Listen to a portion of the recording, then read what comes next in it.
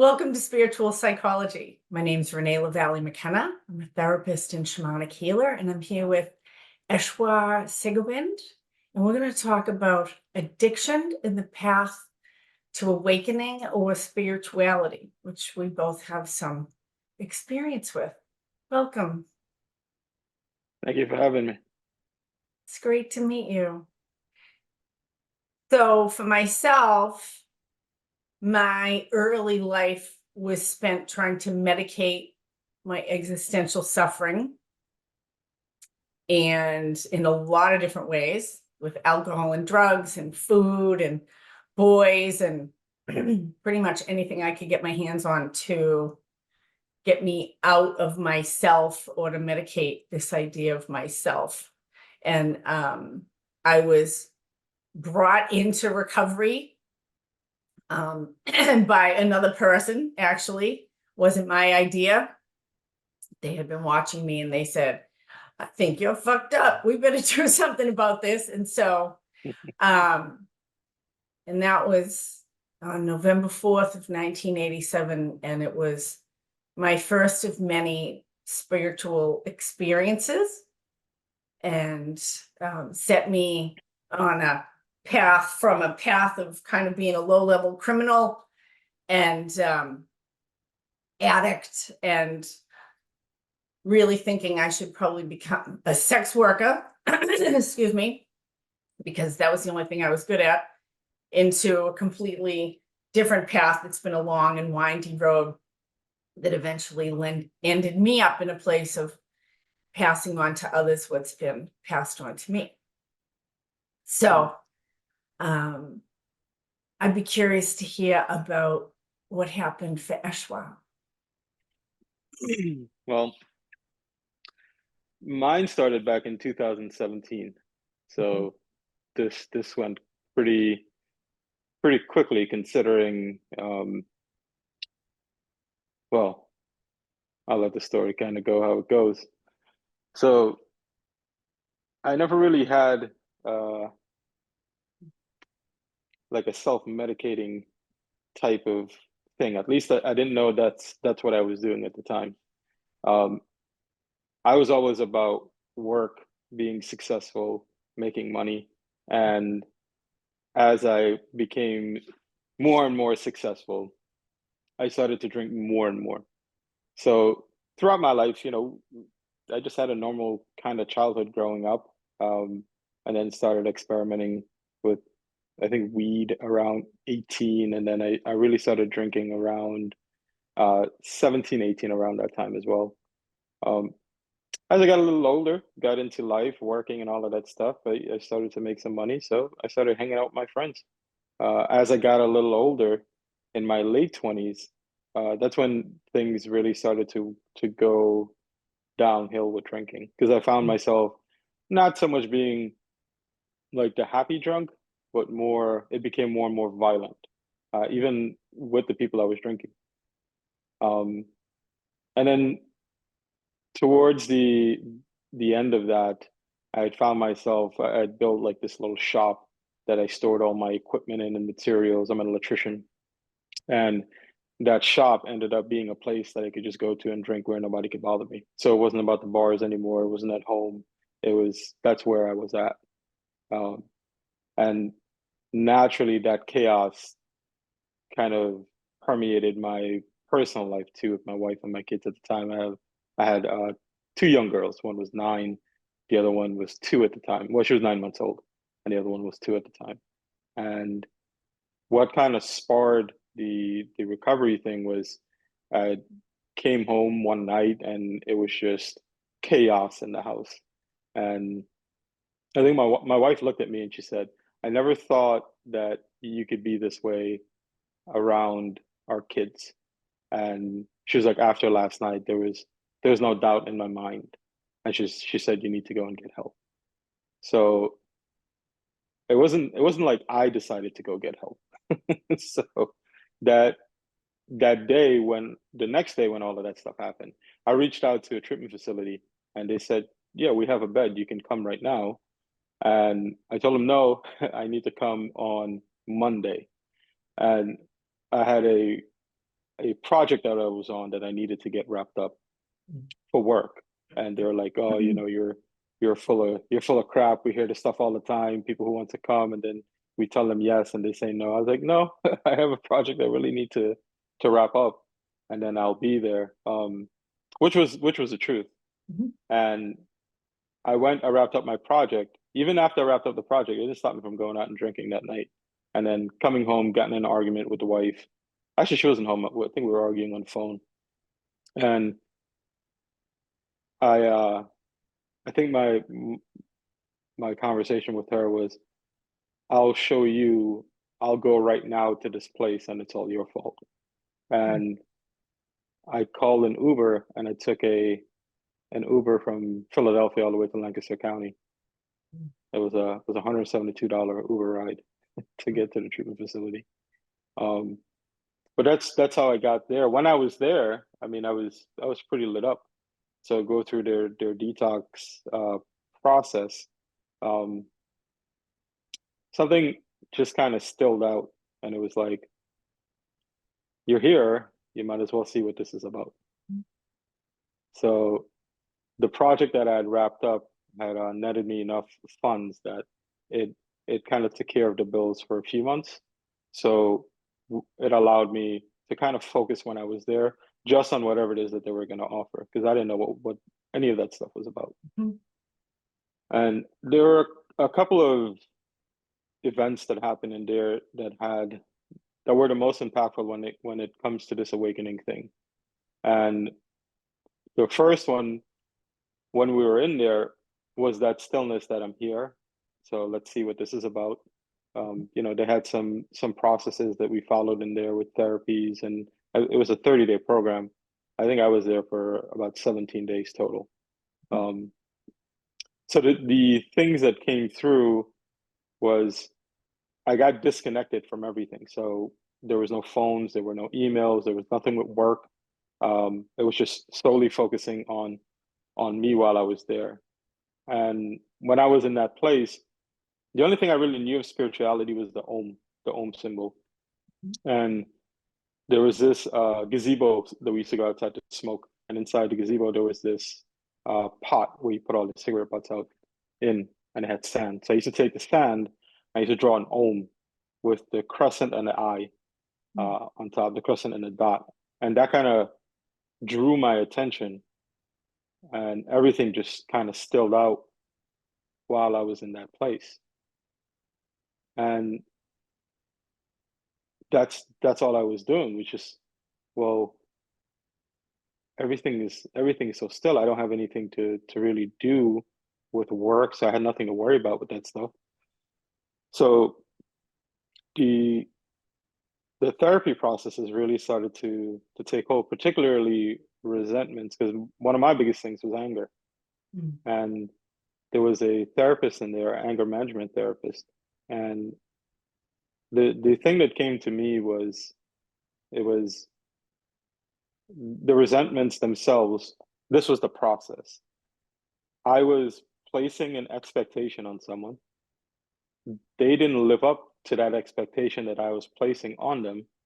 And then when they didn't live up to that expectation, I had a physical reaction, an emotional reaction to them not living up to that expectation. All the while, that entire process was happening inside my head, and the person didn't know anything about it. And I was getting upset. And when I saw that process, it felt like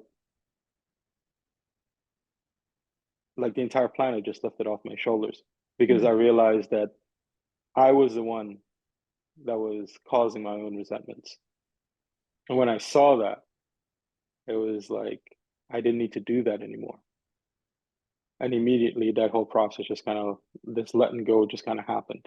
And that itself opened up, I would say, the doorway for all of this to really happen.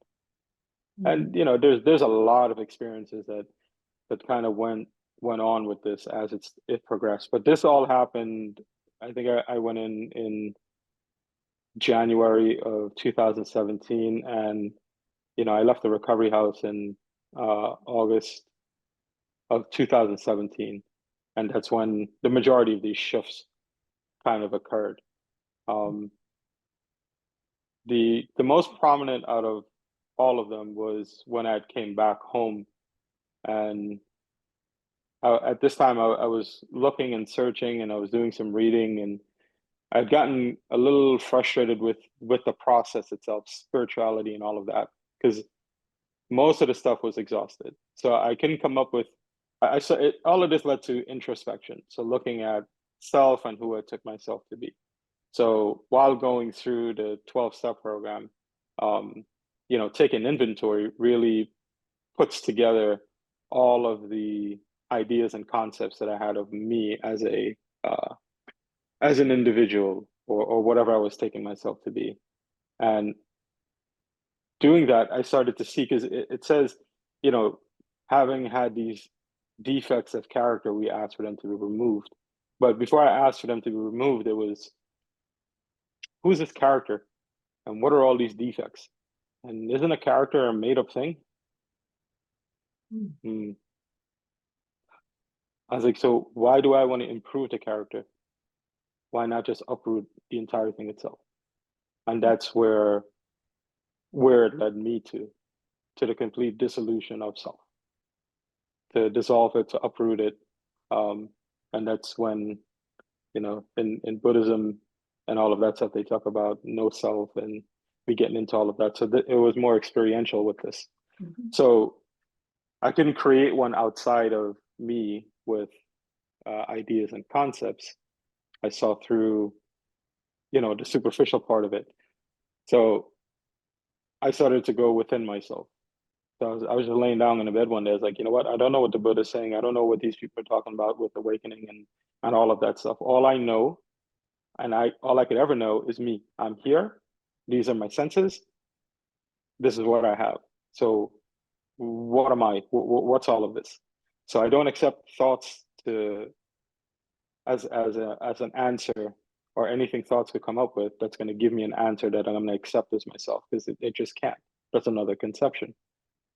So I started going back in my mind. I started going back in memory. So I started remembering myself as I am now. And then, there are like life events. So at like 24 is like when I moved from New York to Pennsylvania. And then I went back to when I was 17, 18. That's when I graduated high school. Then it was like 12 or 13 when I graduated middle school, going into high school. And I got all the way back to a memory when I was about 4 years old. And the memory itself wasn't important, but that was the earliest thing I could remember, was when I was 4. And then something dawned on me and said, well, yeah, but you're already 4. If this is the first thing you could remember, what was there before that? And there was an image of me at 4 years old, and it was like this. This was my face. And then it turned around, and it was like a mask. And then behind the mask was empty. It was hollow. There wasn't anything there. And in that moment, it felt like a rubber band that was pulled as taut as you can, was just cut, and the entire mind just unraveled. And everything was perfectly clear. How from this place of nothing that we come to experience, which isn't exactly nothing, but that's the closest thing that we can say about it, and how the sense of arises, then the sense of, there's a sense, then a sense of, then a sense of me, then the entire manifestation itself, and how it's all a projection from the one that's perceiving it, and none of it is as we think it is. Experience was just experiencing experience. There was no one experiencing anything. And then it coalesced back into the normal day-to-day life and experience of, I guess, how we typically experience reality in the conventional sense, as me being here experiencing stuff out there. But it was without the holding on to a self itself. Like the self was just a process.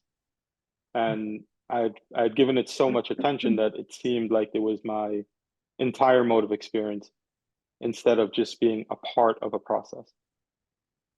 So it wasn't about doing away with the self. It was just seeing it for exactly what it was. So the word illusion in this sense is not that it isn't real, but it's not what it appears to be. And when we really start to look at what we're taking ourselves to be, we really start to see what it is that's actually happening. So our error of perception corrects itself. But nothing really ever changes, but everything changes. The perception changes. And all of that came from drinking.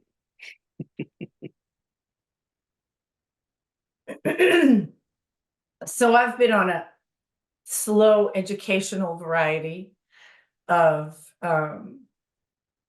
querying self, which also started with 12-step processes and the idea, well, it wasn't an idea, it was an experience. The experience of one night going out and getting blackout drunk and having sex with some guy that I didn't know. And the next day being brought into this room with a bunch of other people who were talking on a level of honesty that I didn't even know you could do. I was like, you can say that? Just talking about their feelings and what was actually really happening for them, their fears and their concerns and their resentments and all that stuff that we never talked about any of that stuff in the bar I drank. And so that level of honesty, and to be suddenly put in a room of people who were very similar to me, but were now, as opposed to trying to get away from their self or their problems and were now facing it, was a mystical experience for me, that I was like picked up over here and I was brought over here. And I realized when I looked back over the last 6 months or even the last few years of my life up to that point, I could see how every circumstance had kind of brought me to that moment and had my first spiritual awakening, which was that there's something more going on here that I'm aware of. And it actually has something to do with me. It cares about me. The universe conspires to help us, and that I'm a part of something. And then there was this experience of being a part of a community of people trying to be in recovery, trying to make their life better and improve themselves.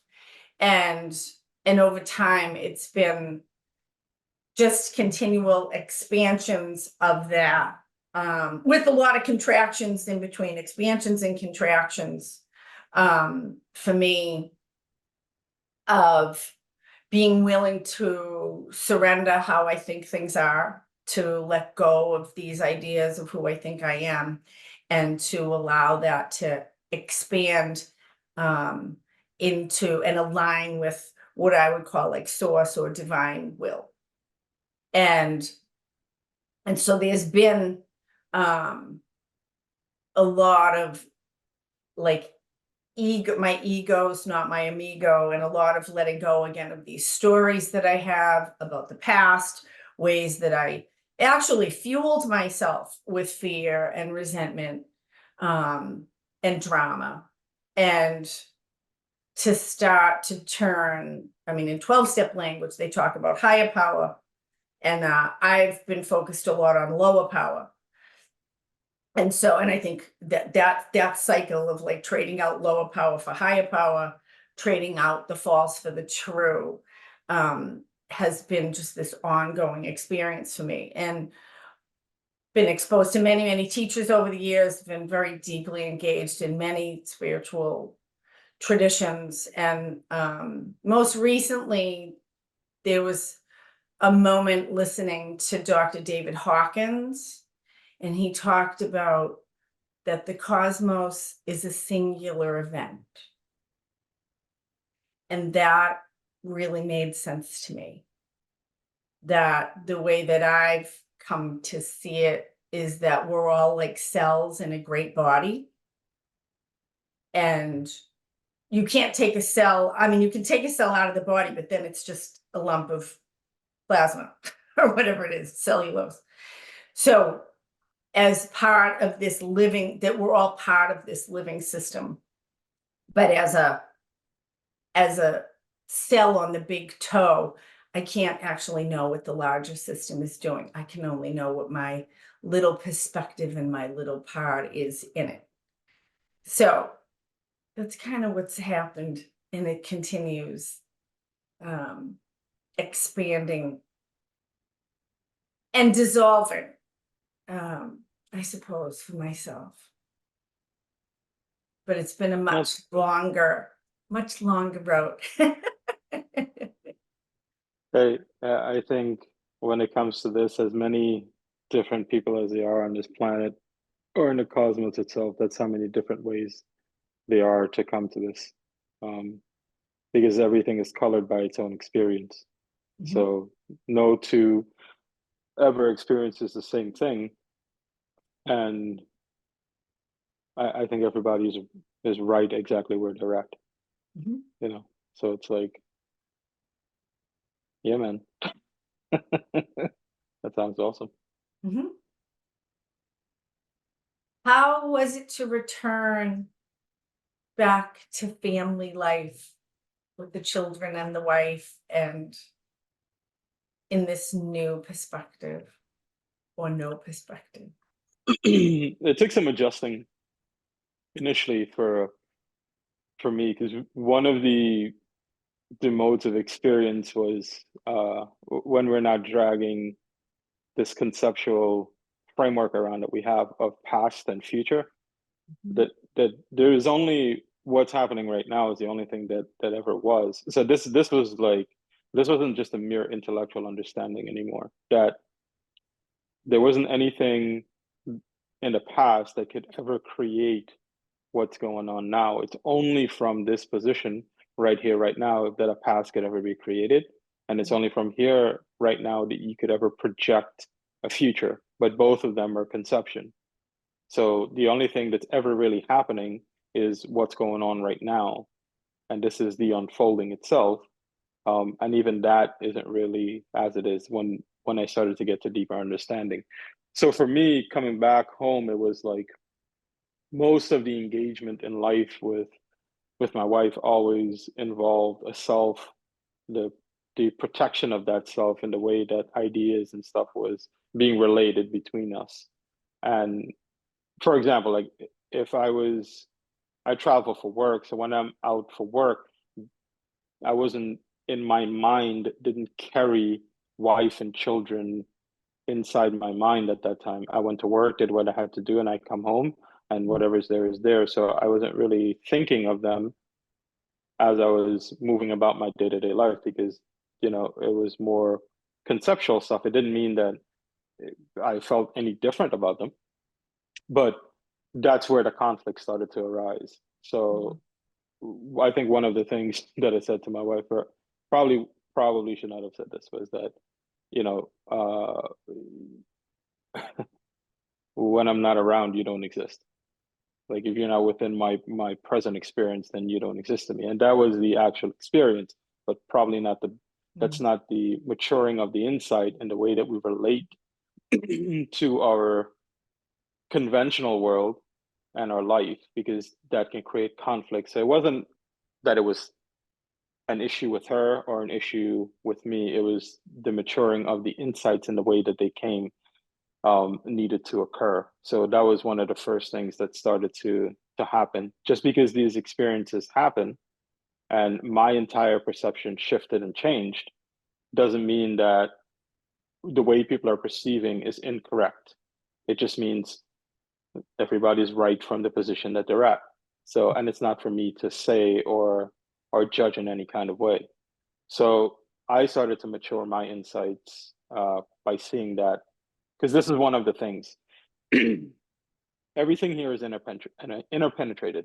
So the spiritual and conventional life is one and the same. There's something there that's causing us not to see that. So when these shifts occurred, I got removed from the conventional itself. But being removed from the conventional and seeing through it, which I saw through myself, also put me in direct conflict with convention as being something different or other than this means of perception that came through. So it required effort on my end too to see that these two things are not separate. So that took some time. It was a little trying in the beginning, but considering the way things were before I went to treatment and how I was drinking and the anger and the fighting and the chaos that was my life, this was a vast difference. So for my wife, I think it was welcoming this perceptual shift versus the alternative was to go back to the way things were.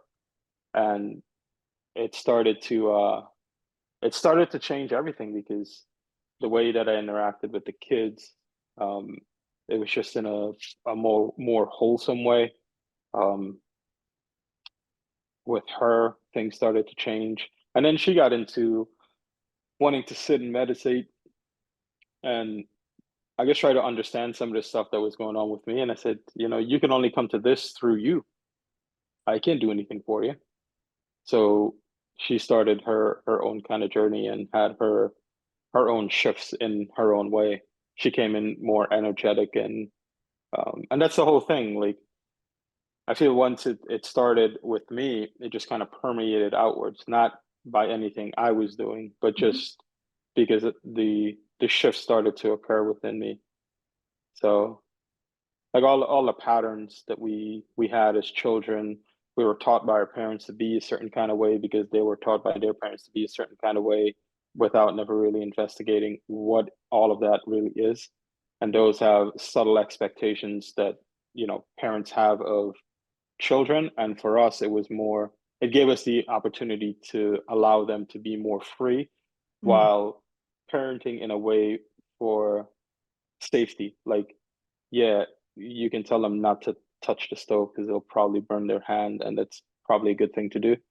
But to impose on them that they have to go to school and become this thing, that wasn't and mind you, they're 9 and 7 right now, so they have the freedom to just really be kids, and we just kind of govern their safety itself. They still go to school and you learn there's certain structures. So long as you're going to play this game of life, there's certain rules that you have to abide by. The thing is not to get attached to the life itself and to be free and move about all of this stuff. So you're not bounded by it. So that's kind of where we're at with them. So that's how all of that stuff changed. It started to break all of these impositions that was imposed on us as children of things that we needed to do and become, instead of just kind of be kids while you're kids. And as you grow and you move into the world, that phase of your life, there's certain levels of responsibilities that comes with that. So that's what you abide by. If you want to play the game of life and you want to be in the city, it's like if you break the law, then there are cops there to catch you. So if you don't break the law, they're not gonna try and catch you. So it's just those things to kind of teach. And I didn't have any of this type of perspective before. So it was like you just become more immersed in life itself as it's going on in all aspects, because there is no negative or positive in any of it until you come to see that understanding. It can seem as though there is good and bad. So it's not to negate any kind of morality in this stuff, but certain perceptual shifts will occur within the person themselves that prompts that. Anything outside of that is just intellectual, and that's where conflict will arise. So yeah. So it sounds like the changes have mostly been internal in your perception and your experience. And has there been many external shifts? Do you still work as an electrician? My ex-husband was an electrician, actually. Mhm. Do you still, you still parent your kids? Do you still live in the same house? Just Um, curious. we moved out of Philadelphia and we live in like the Cheltenham area, which is about 5 minutes from where we used to live before. I still do electrical work. It's, Mhm. you hear all of the sayings in these spiritual contexts, before awakening and all of that, it's chop wood, carry water, and after it's chop wood, carry water. Mhm. It's the perception is the only thing that shifts and changes. The one that holds on, the grasping on to the chopping of the wood and carrying of the water that says it suffers, that relaxes. Mm. The processes still happen. Life still goes on. During drinking and now, what's the difference? It was the same things that were happening. It was my perception of what was happening is what shifted. Life didn't change. The perception of what's occurring is what changed. Those scenarios itself of going out, all of those habits self-corrected.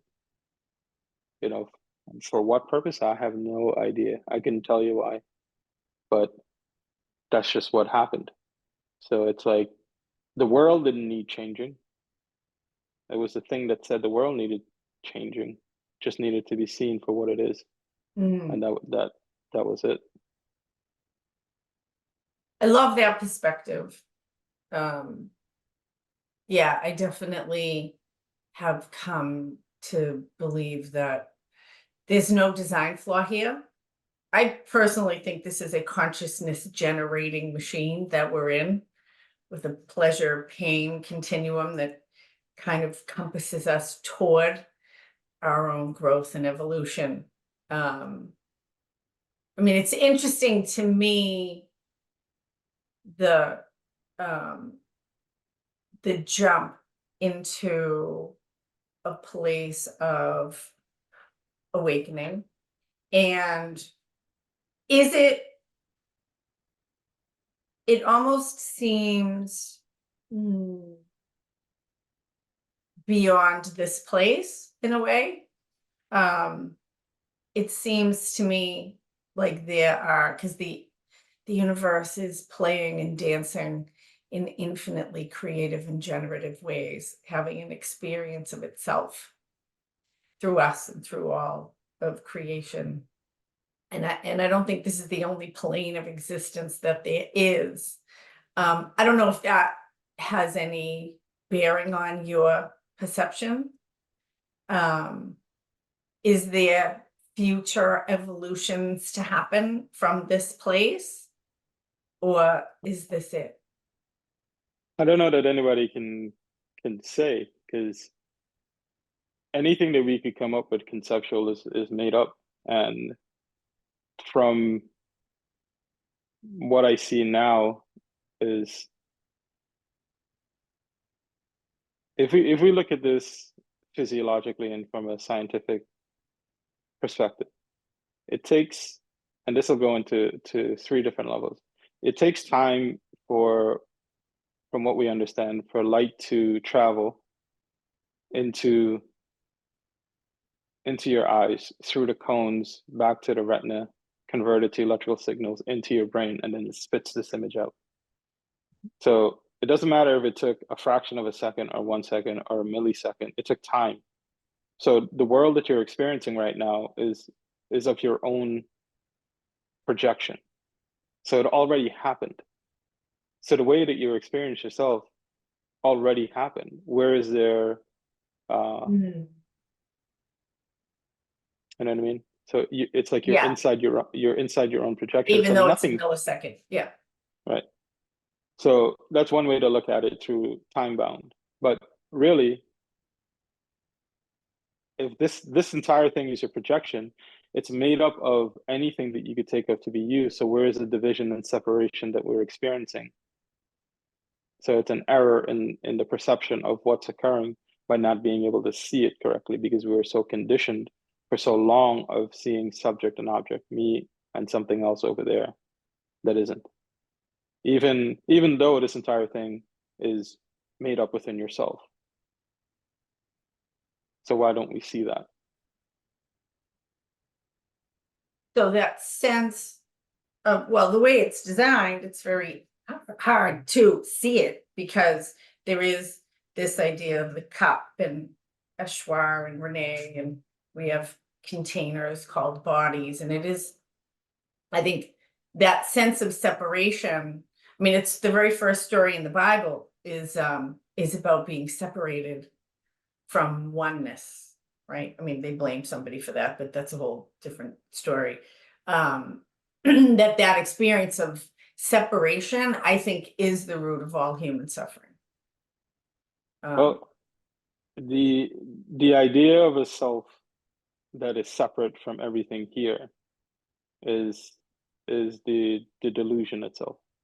And that can be hard for people to accept because it deals directly with the essence and nature of who they're taking themselves to be. But if you ask someone, well, who are you outside of all of your concepts? Right. What do you generally say? You have nothing to really say. So you go back to your experience. And when we really start to look at our experience, our sense of self is constructed within our sense perceptions themselves. And it's a weaving together of the perception that gives rise to this sense of agency, or this thing that can feel that it's solid and it's here. And when we really start to look at it to see what's really here, then it's revealed what's actually here.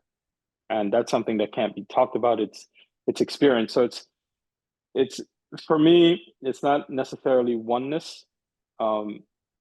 It's the error that there's division is removed, and what remains is what's discovered. It's almost like you're not giving it something to land on. You're not giving identity something else to attach to, because if you give it oneness, it'll want to become one with everything, but it was never a thing to begin with. But it doesn't diminish the experience of what's really here, because there is something, again, if I say it's something more, that's another point to grasp onto. It's to leave this self without a place to hold on, and then it'll fall into what everybody's pointing to. So for me, it's these mind-generated things are no longer taken to have any kind of value or meaning in that way. So conception of mind on the inside and on the outside. So it's just here and now, the unfolding of whatever it is that's happening, because there's nothing else outside of this, and anything that can be generated outside of this moment of experience is mind generated. So it's like you never really entirely get out of the matrix, but you see it for what it is, because the matrix is you. But not in the way that we say that we're the creator of everything. It's just we identified with this creative process, when there isn't anything that really identifies. There's just this process. And so, is there a design flaw No, that this many would misperceive? no, there isn't a design flaw. There isn't anyone that's misperceiving. There's just the idea that you misperceive.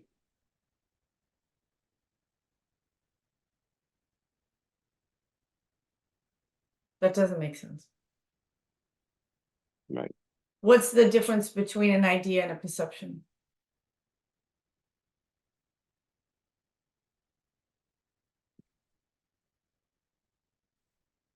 If you look left and you look right, do you perceive chairs, or in the visual field, are there only colors? It depends if I look peripherally or if I look directly. It doesn't matter. Either way, in the visual field itself, you could look out and focus in on anything.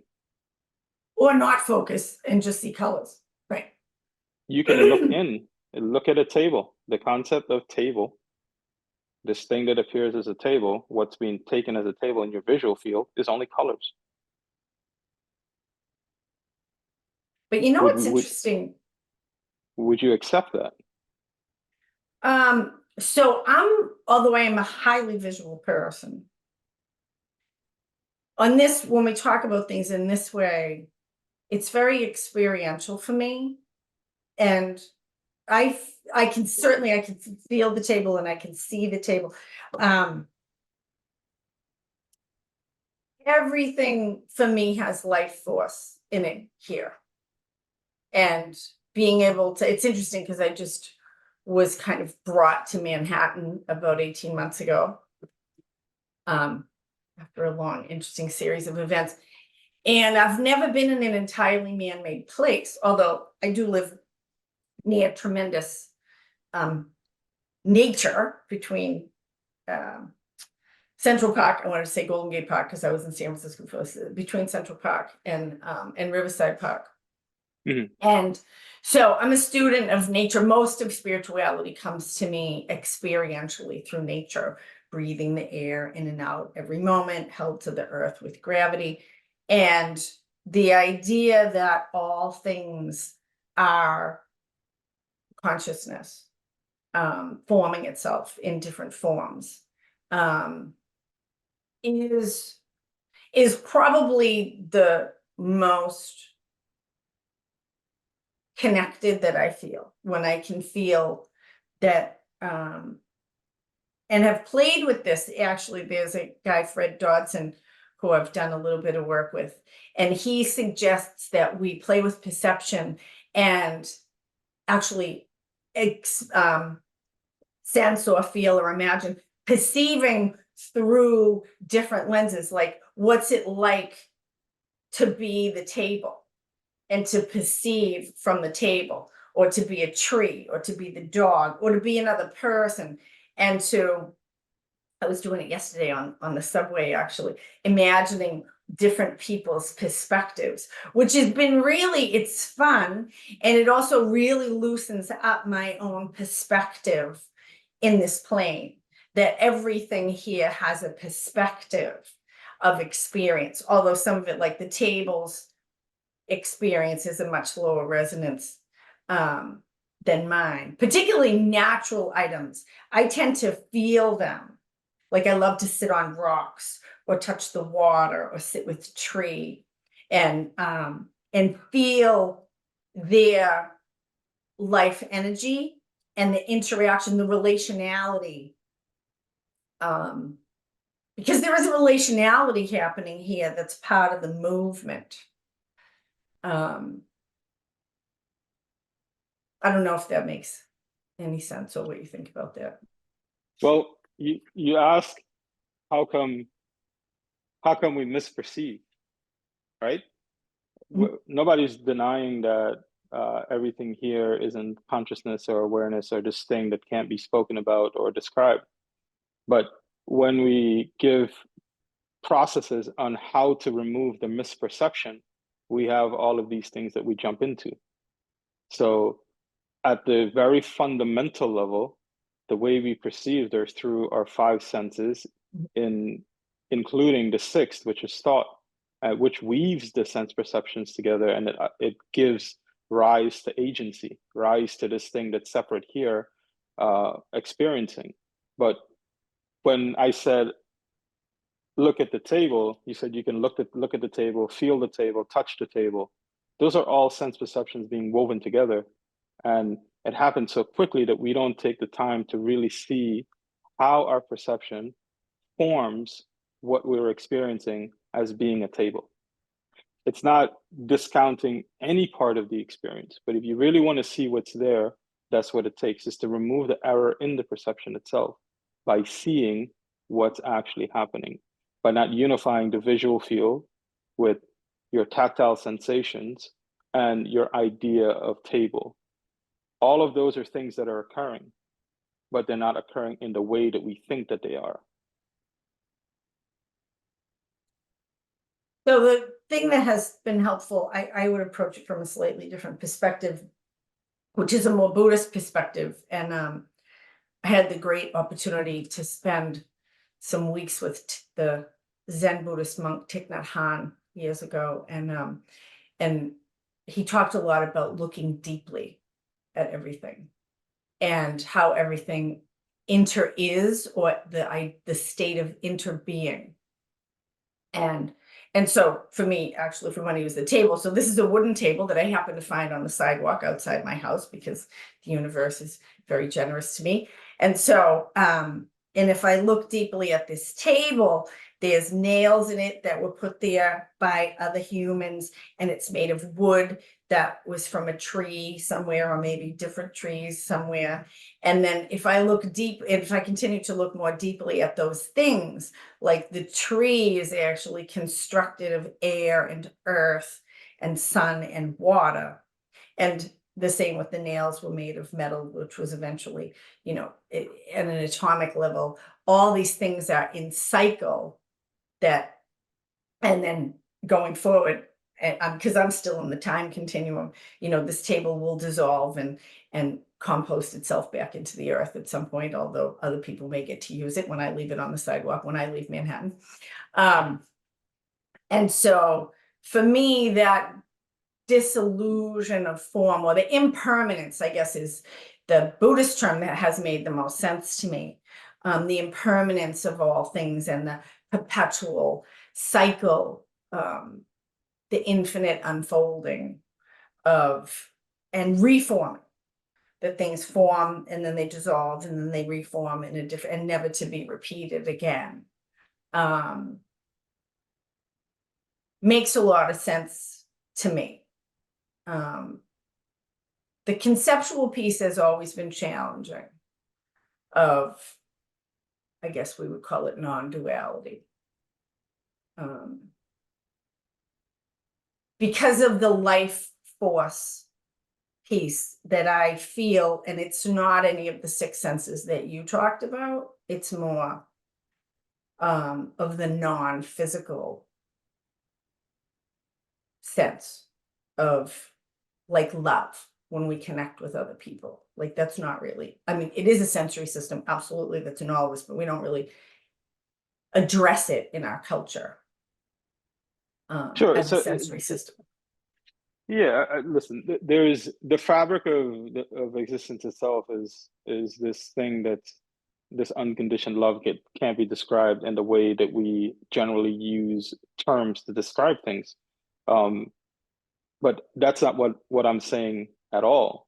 The only thing I'm saying is to come in touch with that and to see that in the way that we hear about all of the time, to experience that in its purest form, is to see through the conception of you, because the conception of you is the point of division, and that point of division is an error in perception.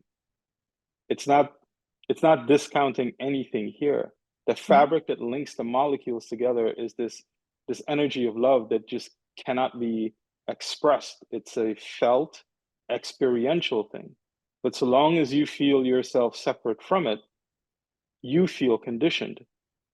So how do we see past, or come in touch more wholly with what's really here?